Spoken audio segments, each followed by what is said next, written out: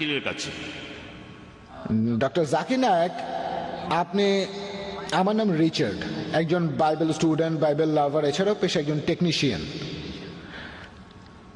আপনি বললেন যে বাইবেলে আছে যীশু খ্রিস্ট বলেছেন তারা দেবদূতের মতো হবে, আধ্যাত্মিক শরীর দেবদূতের মতো। এছাড়াও আপনি বললেন যে বাইবেলে নাকি কোথাও বলা নেই যে যীশু পুনরুত্থিত হয়েছিলেন। আমি এখানে মাত্র একটা বলছি, অনেক আছে। ম্যাথিউ 16:21 বলছে, আর সেই সময় থেকেই যীশু তার শিষ্যদের বলেছেন যে কিভাবে তিনি জেরুজালেমে যাবেন, কিভাবে তার উপর অত্যাচার করা হবে, তারপর মারা গিয়ে তিনি তৃতীয় দিনে পুনরুত্থিত হবেন। এই কথা আছে 3 বার, সবগুলো গসপেলেই বলা হয়েছে। শুধু তাই নয়, এছাড়াও বাইবেল বলছে কিভাবে তিনি ক্রুশবিদ্ধ হয়েছিলেন 6 ঘন্টা ধরে, কিভাবে মারা গেলেন, তখন বলেছিলেন এল্লা ইল্লা লামা সাবাক্তানি। এখানে তিনি বাইবেলের ভবিষ্যৎবাণীটা পূরণ করেছেন। আর দেখবেন যে 4টা গসপেলই বলছে তার মৃত্যু, সমাধি আর পুনরুত্থান সম্পর্কে। এখন বললেন যে যীশু মিথ্যা বলেন না, তিনি আধ্যাত্মিক শরীরের কথা বলছিলেন, সেটা আলাদা কথা। আত্মার রূপ এক জিনিস, আধ্যাত্মিক শরীর আরেক জিনিস। কখনো কখনো আমরা দেবদূতের চেয়ে ভালো, কখনো পশু চাইতেও খারাপ। আসলে যিশুর পুনরুত্থানের ব্যাপারটা আলাদা। আমি আসলে এখানে কোনো তর্ক করতে আসিনি, আমি এসব জেনেছি ঈশ্বরের অসীম করুণায়। আর আমি আপনার 14টা প্রশ্নের সবগুলোর উত্তর দিতে পারবো। একদিন আমি ইসলামিক রিসার্চ ফাউন্ডেশনে এসে আপনার সবগুলো প্রশ্নের উত্তর দেবো, বিতর্ক করার জন্য না, আমি আনন্দের সাথেই বলবো।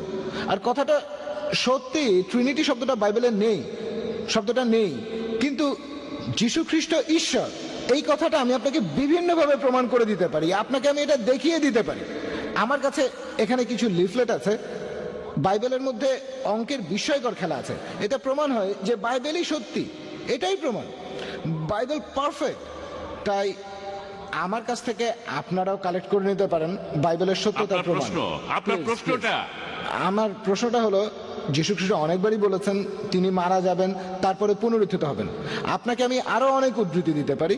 20 অধ্যায়ের 19 অনুচ্ছেদ বলছে যীশু খ্রিস্ট ক্রুশবিদ্ধ হয়ে মারা যাবেন, তারপর তৃতীয় দিনে যীশু খ্রিস্ট আবার পুনরুত্থিত হবেন। এই তো শেষ, আমার প্রশ্ন প্রায় শেষ, প্রায় শেষ। বলেন, কোনো সমস্যা নেই। প্রশ্ন শেষ হয়েছে? হ্যাঁ, আমি একটু ব্যাখ্যা করলাম। কোনো সমস্যা নেই ভাই, আমাদের আইআরএফ এ প্রতি রবিবার প্রোগ্রাম হয়।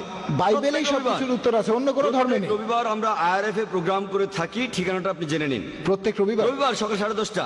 সেখানে আমার লেকচার শেষ হলে আপনি যে কোনো প্রশ্ন করতে পারেন, এমনকি কোরআনের সমালোচনা করতে পারেন, কোরআনের বিরুদ্ধেও বলতে পারেন, সমস্যা নেই। আপনার কথা সাদরে গ্রহণ করবো, আমরা আলোচনা করতে চাই, একে অন্যকে ভালোভাবে বুঝতে চাই। ভাই, বাইবেল নিয়েও জিজ্ঞেস করতে পারেন, সমস্যা নেই। আমি বাইবেল সম্পর্কে আপনাকে জানাবো। হ্যাঁ, অবশ্যই বলবেন। যেমন একটু আগে বললেন ভাই, একটু আগে গসপেল অফ ম্যাথিউ থেকে উদ্ধৃতি দিলেন। কোন উদ্ধৃতি? যিশু বলেছেন তিনি মারা যাবেন, তারপর উত্থিত হবেন। তিনি নিজেই বলেছেন, আমিও মানি, আমরা সবাই মানি যে তিনি মারা গিয়ে উত্থিত হবেন, দ্বিতীয়বার আসার পর মারা গিয়ে উত্থিত হবেন।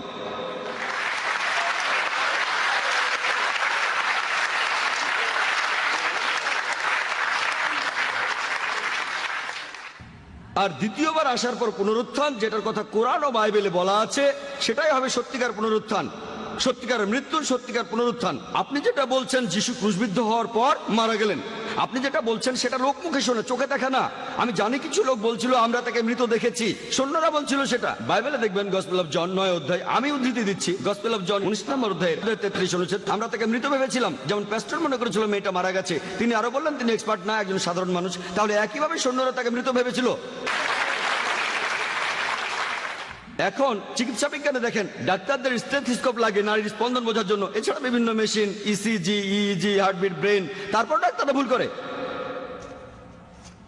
এই পেপার কাটিং গুলো দেখেন, এগুলো নিউজ আর্টিকেল। একজন লোক 3 ঘন্টা মৃত ছিল, তারপর আবার জীবিত হয়েছে 3 দিন।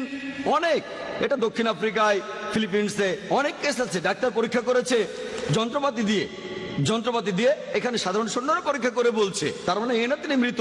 আগে আমার উত্তরটা শোনেন, তারপর লাইনের পেছনে গিয়ে আরেকটা প্রশ্ন করবেন, অথবা রবিবার আইআরএফ এ আসবেন। তাহলে এই কথাগুলো লোকমুখে শোনা, তিনি আসলে মারা গিয়েছিলেন কিনা প্রমাণ দিয়েছি। 14টা পয়েন্ট, আপনি বললেন সবগুলোর উত্তর দিতে পারবেন, কিন্তু একটার উত্তর দেননি। তিনি ছিলেন জীবিত, জীবিত, জীবিত, তার মানে তিনি পুনরুত্থিত হননি।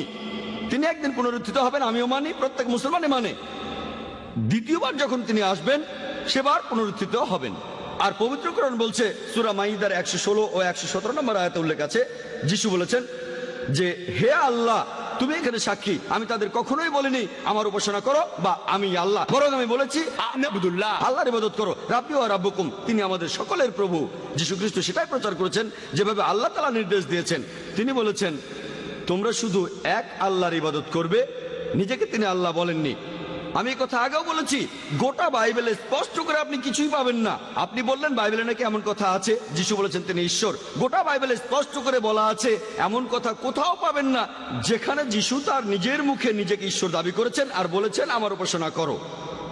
হ্যাঁ, তিনি আবার আসবেন, তিনি আবার আসবেন। কি জন্য?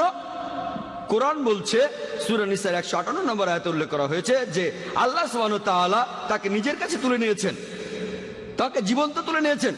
কি জন্য? দ্বিতীয়বার আসার পর তিনি আমাদের নতুন কিছু শেখাবেন না।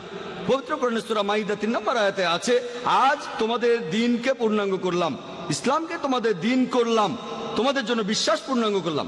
নতুন কিছু তিনি শেখাবেন না। তিনি দ্বিতীয়বার পৃথিবীতে এসে মুসলিমদের নতুন করে কিছু শেখাবেন না। তিনি দ্বিতীয়বার পৃথিবীতে এসে সাক্ষ্য দেবেন যে আমি নিজেকে ঈশ্বর দাবি করিনি, বলিনি যে তোমরা আমার উপাসনা করো। এ কথাটা গসপেলেও বলা হয়েছে দ্বিতীয়বার আসার পরে লোকজন সবাই বলবে হে প্রভু, হে প্রভু, আমরা কি আপনার নামে সব অলৌকিক কাজ করিনি? যিশু তখন তাদের বলবেন তোমরা অন্যায়কারী, তোমরা পাপী, তোমরা এখান থেকে চলে যাও, আমি তোমাদের চিনি না। তিনি এ কথা কাদের বলবেন? মুসলিমদের, হিন্দুদের, খ্রিস্টানদের। তোমরা আমার নামে অলৌকিক কাজ করেছো, তোমরা এখান থেকে চলে যাও, আমি তোমাদের কাউকে চিনি না। যীশু খ্রিস্ট দ্বিতীয়বার যখন আসবেন সেই সময় পবিত্র কোরআনে সূরা ইমরানের 185 নম্বর আয়াতে উল্লেখ করা হয়েছে কুল্লু নাফসিন যায়কাতুল মউত, জীবমাত্রায় মৃত্যু স্বাদ গ্রহণ করিবে। যিশু মারা যাবেন সাধারণ মানুষের মতোই, তারপর ইনশাআল্লাহ পুনরুত্থিত হবেন তিনি। আমরাও অপেক্ষা করছি রোজ কিয়ামতের আগে যিশু এই পৃথিবীতে আসবেন। আশা করি উত্তরটা পেয়েছেন।